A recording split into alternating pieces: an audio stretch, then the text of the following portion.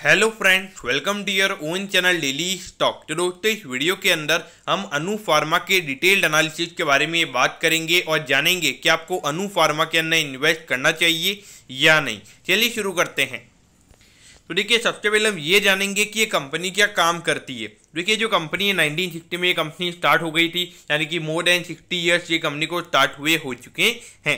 तो देखिए, जो कंपनी है ये हमें one of the largest manufacturer हमें ये कंपनी मैक्रोलाइट और एंटी टीबी प्रोडक्ट की हमें ये कंपनी नजर आती है। तो देखिए, क्या होते हैं ये मेन प्रोडक्ट। तो देखिए, जो कंपनी के ये जो प्रोडक्ट्स हैं ये मेनली जो बैक्टीरियल इन्फेक्शन होते हैं तो उनको क्योर करने के लिए ये प्रोडक्ट यूज किए जाते हैं। तो एक तरीके का ये ड्रग होता है जिनसे आप अगर इसको लेते हो तो आपके अंदर कोई बैक्टीरियल इन्फेक्शन वगैरह होते हैं। अब पर्टिकुलरली कौन से इन्फेक्शन होते हैं वो तो मालूम नहीं है, लेकिन अगर इन्फेक्शन वगैरह होते हैं तो उसके लिए यहाँ पे ये लिया जाता है।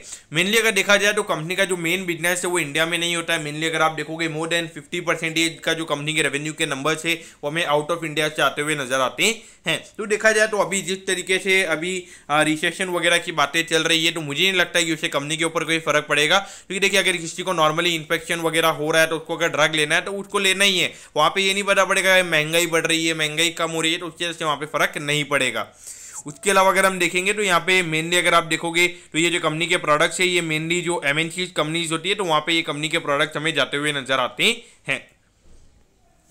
अब अगर हम कंपनी के कुछ डेटा पॉइंट्स की अगर हम बात करेंगे तो 488 करोड़ का मार्केट कैप हमें कंपनी का नजर आता है। एक स्मॉल कैप कंपनी हमें ये कंपनी नजर आती है। अभी 15 का पी रेशियो में ये कंपनी का नजर आता है। अराउंड 18% का आरओसी और 14% के लगभग का रिटर्न ऑन इक्विटी नजर आता है। तो देखिए, रिटर्न ऑन कैपिटल एम्प्लॉयड का नंबर हमें अच्छा नजर आता है, लेकिन इक्विटी का नंबर हमें जो आरओई वाला नंबर है वो इतना अच्छा नहीं है। बाकी अगर हम वैल्यूएशन की बात करेंगे तो 15 का पी रेशियो मेरे ख्याल से एक normal kind of P ratio, तो ज़्यादा ओवर वैल्यूएशन नहीं है। अगर हम बुक वैल्यू की बात करेंगे तो अराउंड 42 रुपीज़ की बुक वैल्यू है, तो हार्डली अराउंड 2.2 टाइम्स के लगभग यहाँ पे प्राइस टू बुक वैल्यू पे ये कंपनी ट्रेड हो रही है। अगर हम हाई देखेंगे 129 का कंपनी का हाई है, तो उसके कंपैरिजन में भी अगर हम बात करेंगे तो अराउंड 20% के डिस्काउंट पे ये कंपनी ऑल टाइम हाई से ट्रेड हो रही है। लेकिन एक अच्छी बात है, गलत बात है वो ये है कि 1.8% का डिविडेंड यील्ड हमें कंपनी का नजर आता है। हाँ, तो डेफिनेटली अगर आप देखोगे जो स्मॉल कंपनी है तो वहाँ पे आपने लगातार री इन्वेस्टमेंट करके अपने बिजनेस को ग्रो करना चाहिए।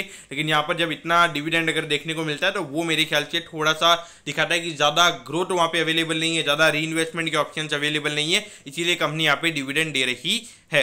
अगर हम डेट की बात करेंगे तो लगभग 4 करोड़ का कंपनी के ऊपर डेट नजर आता है, जो कि देखा जाए तो एक नॉर्मल काइंड ऑफ डेट हमें यहाँ पे ये कंपनी का नजर आता है। और डेट इक्विटी नॉर्मल है, तो यानी कि ये कंपनी हमें डेट फ्री नजर आती है, तो कोई ज़्यादा कंपनी के ऊपर इंटरेस्ट कॉस्ट का कोई एक्सपेंस हमें कंपनी के ऊपर नजर नहीं आता है।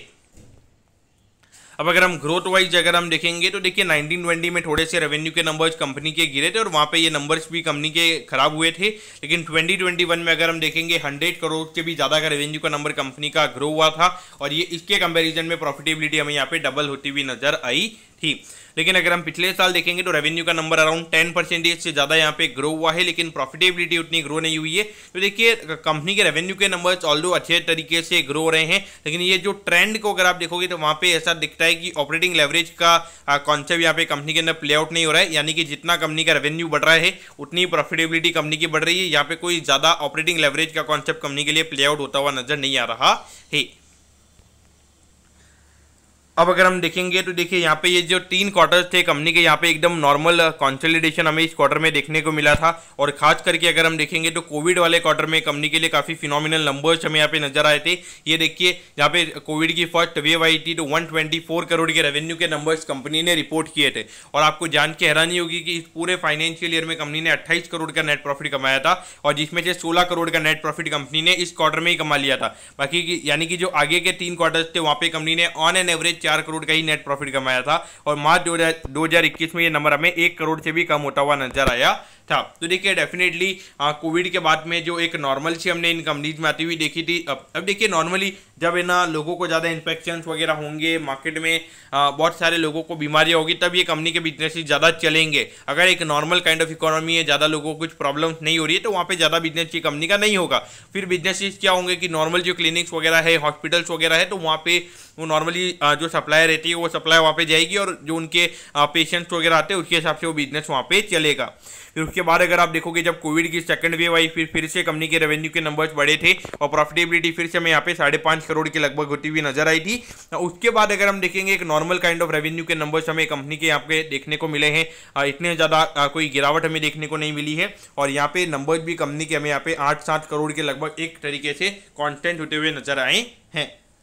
तो देखा जाए तो डेफिनेटली पिछले 4 क्वार्टर के नंबर हमें यहाँ पे काफ़ी अच्छे नजर आते हैं और अभी कंपनी ऐसा भी बोल रही है कि अभी जो 3 प्रोडक्ट्स है कंपनी के वो अभी वैलिडेशन के लिए हैं। अगर वो वैलिडेशन हो जाता है तो उससे भी आने वाले टाइम पे कंपनी को एक अच्छा बिजनेस जनरेशन होता हुआ नजर आएगा। अब अगर हम यहाँ पे शेयर होल्डिंग पैटर्न की अगर हम बात करेंगे तो ऑल्दो यहाँ पर अगर आप देखोगे तो यहाँ पे प्रमोटर्स ने अपनी होल्डिंग को इंक्रीज किया था, फिर उसके बाद में यहाँ पे प्रमोटर्स की होल्डिंग डिक्रीज हुई थी, फिर उसके बाद में फिर से प्रमोटर्स की होल्डिंग बढ़ी थी, फिर थोड़ी सी और बढ़ी थी, फिर उसके बाद में प्रमोटर्स की होल्डिंग हमें यहाँ पे कम होती हुई नजर आई थी और पिछले क्वार्टर में अगर हम देखेंगे तो फिर से प्रमोटर्स ने अपनी यहाँ पे होल्डिंग बढ़ाई है। तो देखिए यहाँ पे ऐसा मत समझिएगा कि एक पर्टिकुलर कोई प्रमोटर है तो वो अपना स्टेक बेच रहा है, स्टेक वापस ले रहा है, ऐसा नहीं है। यहाँ पे अराउंड 8 से 9 प्रमोटर्स हमें कंपनी के नजर आते हैं, तो कोई बाय कर रहा है तो कोई सेल कर रहा है, तो वो चीज़ें यहाँ पे हो रही है। तो उस पॉइंट ऑफ व्यू से देखा जाए लेकिन एक सिग्निफिकेंट यहाँ पे प्रमोटर्स के पास में हमें होल्डिंग नजर आती है, तो ये काफ़ी अच्छी बात मुझे यहाँ पे नजर आती है। ऑल्दो यहाँ पे डीआईएच की होल्डिंग नहीं है, तो देखिए काफ़ी छोटी कंपनी है, तो काफ़ी ज़्यादा मार्केट अगर काफ़ी ज़्यादा सेलिंग मोड पे आ जाते हैं तो वहाँ पे लिक्विडिटी की प्रॉब्लम काफ़ी ज़्यादा अराइज हो जाती है। एट दी एंड वो लोगों का पैसा हैंडल कर रहे हैं, वहाँ पे डेफिनेटली उनके लिए इश्यूज वहाँ पे क्रिएट हो जाते हैं। अगर हम देखेंगे तो एट दी एंड सारी होल्डिंग पब्लिक के पास ही हमें नजर आती है, तो क्या इसमें कोई गलत बात है? तो मुझे ऐसी कोई गलत बात यहाँ पे नजर नहीं आती है, क्योंकि देखिए जब अच्छी खासी लिक्विडिटी ये कंपनी की हो जाएगी, लगभग 1000-2000 करोड़ के लगभग का मार्केट कैप हो जाएगा, तो तब वहाँ पे FII-DH भी आ जाएंगे। मेरे ख्याल से हमारे रिटेल इन्वेस्टर्स का एक प्लस पॉइंट ये रहता है कि हमें जो कंपनीज जिनका मार्केट कैप 500 करोड़ से भी ज़्यादा है और उसमें से कुछ ऐसी कंपनीज होंगी जिनका आने वाले टाइम पे 10-12 हज़ार करोड़ का मार्केट कैप हो सकता है, तो हम उन कंपनीज में इन्वेस्ट कर सकते हैं। म्यूचुअल फंड उन कंपनीज में इन्वेस्ट नहीं कर सकते, तो यही एक इक्विटी सेल्फ इन्वेस्टिंग का यही मुझे एक प्लस पॉइंट नजर आता है। बाकी देखिए अगर आपको स्टॉक में इन्वेस्टिंग करके अगर आपको 5-6 हज़ार करोड़ वाली कंपनीज में अगर आपको इन्वेस्ट करना है तो वो मेरे ख्याल से ज़्यादा अल्फा क्रिएट नहीं करेगा। इससे अच्छा तो मेरे ख्याल से आपने म्यूचुअल फंड ही लेना चाहिए। अब अगर हम यहाँ पे कंपनी के कैश फ्लोज की अगर हम बात करेंगे तो देखिए ये वाला ईयर हमने छोड़ देना चाहिए। उसके अलावा मार्च 2021 में कंपनी के ऑपरेटिंग कैश फ्लोज नेगेटिव थे, बाकी हर साल ऑपरेटिंग कैश फ्लो का नंबर हमें यहाँ पे कंपनी का पॉजिटिव नजर आता है। ऑल्दो जितनी कंपनी की प्रॉफिटेबिलिटी है उतने ऑलमोस्ट हमें ये कंपनी के नंबर नजर आते हैं। उसके अलावा अगर हम देखेंगे तो यहाँ पे 52 करोड़ का हमें इनफ्लो देखने को मिला है, तो ये थोड़ा सा मुझे नेगेटिव नजर आता है, क्योंकि जिस समय कंपनी के ऑपरेटिंग कैश फ्लो जो नेगेटिव थे वहाँ पे कंपनी ने अपने इन्वेस्टमेंट को सेल करके यहाँ पे अपने फाइनेंसिंग एक्टिविटी और जो नॉर्मल ऑपरेटिंग एक्टिविटी है उसे यहाँ पे फंड किया था, तो वो मेरे ख्याल से मुझे थोड़ा सा यहाँ पे गलत लगा। लेकिन देखिए ओके, वहाँ पे कंपनी के कुछ अलग मैटर्स भी हो सकते हैं। बाकी अगर देखा जाए तो यहाँ पे 2 साल से लगातार फाइनेंसिंग एक्टिविटी में हमें आउटफ्लो देखने को मिल रहा है, लगातार डेट कंपनी का कम हो रहा है और जो डिविडेंड कंपनी पे कर रही है तो वो हमें यहाँ पे नजर आता है। तो ये देखिए अराउंड 29 करोड़ का ये कंपनी अगर आप देखोगे ऑपरेटिंग कैश फ्लो जनरेट कर रही है और वहाँ पर अगर आप देखोगे लगभग 8-9 करोड़ रुपए का अगर आप डिविडेंड दे रहे हो, तो वो मेरे ख्याल से मुझे गलत नजर आता है, क्योंकि आप छोटे लेवल पे काम कर रहे हो। अगर आपके पास में ग्रोथ अपॉर्चुनिटी है तो वहाँ पे आपने री इन्वेस्टमेंट करना चाहिए, और कंपनी के पास में ग्रोथ अपॉर्चुनिटी नहीं होगी ऐसे वहाँ पे हो सकता है। लेकिन देखिए अभी कंपनी को लगातार कैश की रिक्वायरमेंट रखनी भी पड़ेगी, क्योंकि 3 प्रोडक्ट्स अभी वैलिडेशन के लिए, अगर उसमें से किसी भी प्रोडक्ट का वैलिडेशन अगर कंपनी को मिल जाता है तो उसकी मैन्युफैक्चरिंग के लिए वहाँ पे हो सकता है कंपनी को आने वाले टाइम पे डेट लेना पड़े। तो देखिए 97 रुपीज़ पे ये स्टॉक अभी ट्रेड हो रहा है। 5 साल की अगर हम रिटर्न की अगर हम बात करेंगे, कोई रिटर्न यहाँ पे इस कंपनी ने नहीं दिए हैं। 218 का हमें यहाँ पे ऑल टाइम हाई नजर आता है, यानी कि मोर देन 50% अपने ऑल टाइम हाई से ये स्टॉक गिर चुका है। तो यहाँ पे आपने क्या करना चाहिए, यानी कि जब ये स्टॉक अपने ऑल टाइम हाई पे ट्रेड हो रहा था तो वहाँ पे 1100 करोड़ के लगभग का मार्केट कैप इस कंपनी का था।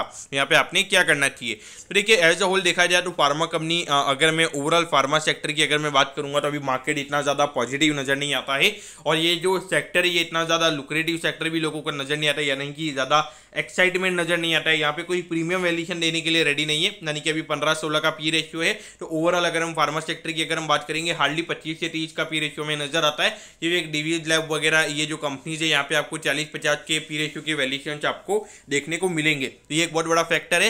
लेकिन देखिए मेरे ख्याल से जिस तरीके से अभी लगातार डिसीजेज वगैरह बढ़ रही है, आज नहीं तो कल कोई ना कोई डिसीज आ रही है, तो वहाँ पे डेफिनेटली मार्केट यहाँ पे काफी बड़ा है। मेरे ख्याल से यहाँ यहाँ पे पेशेंस आपका टेस्ट होगा। अगर आपको फार्मा कंपनी के अंदर इन्वेस्ट करना है और वहाँ पर अगर आपको स्मॉल कैप कंपनी में इन्वेस्ट करना है तो वो मेरे ख्याल से आप अनु फार्मा में इन्वेस्ट कर सकते हो। ज़्यादा कंपनी के ऊपर डेट नहीं है तो कंपनी यहाँ पे रहेगी और लगभग 1.5-2% के लगभग का डिविडेंड डील भी है और लगातार ग्रोथ भी ये कंपनी कर रही है और कुछ प्रोडक्ट के वैलिडेशन भी हमें यहाँ पे नजर आते हैं। उस पॉइंट ऑफ व्यू से यहाँ पर आप इन्वेस्ट कर सकते हो, लेकिन मेरे ख्याल से ये चीज़ आपको माइंड में रखनी होगी कि यहाँ पे कुछ ज़्यादा एक्साइटिंग रिटर्न्स आपको यहाँ पे देखने को नहीं मिलेंगे। लेकिन धीरे धीरे मुझे लगता है कि जिस तरीके से डिसीजेस की अमाउंट बढ़ रही है तो वहाँ पे फार्मा कंपनी का बिजनेस आने वाले टाइम पे डेफिनेटली ग्रो करेगा। और जिस तरीके से अगर आप देखोगे आजकल जो नॉन वेज फूड्स का भी काफ़ी ज़्यादा यूसेज हमारा बढ़ चुका है, तो उस पॉइंट ऑफ व्यू से भी ऐसा कहा जाता है कि जितना ज़्यादा नॉन वेज ईटिंग में आता है, मैं आपको किसी को ब्लेम नहीं कर रहा हूँ, आप अगर खाते हो तो खाते हो, उसमें डेफिनेटली कोई इश्यूज नहीं है, लेकिन ऐसा बोला जाता है। अभी आपने देखा था कि जब कोविड आया था तो ऐसा बहुत सारे इश्यूज आए थे कि नॉन वेज की वजह से ये चीज़ हो रही है ऐसे करके। तो उस पॉइंट ऑफ व्यू से मेरे ख्याल से देखा जाए बाहर से ज़्यादा बिजनेस आता है कंपनी का, वहाँ पे ज़्यादा प्रॉब्लम्स अराइज होती है, तो वहाँ पे डेफिनेटली बिजनेस अपॉर्चुनिटी हमें यहाँ पे नजर आती है। तो एक नॉर्मल काइंड ऑफ रिटर्न अगर आप एक्सपेक्ट कर रहे हो फार्मा कंपनी में इन्वेस्ट करना है तो मेरे ख्याल से इन्वेस्ट कर सकते हैं। अगर फार्मा कंपनी पसंद नहीं है तो मेरे ख्याल से अवॉइड करना ही सही रहेगा। तो दोस्तों मैं होप करता हूँ कि अनु फार्मा के डिटेल्ड एनालिसिस के बारे में आपको सब कुछ समझ में आ गया होगा। अगर आपकी कोई भी क्वेरीज है आप कमेंट कीजिए, मैं जरूर आपके कमेंट पर रिप्लाई करूंगा। ओके दोस्तों, thank you, have a nice day.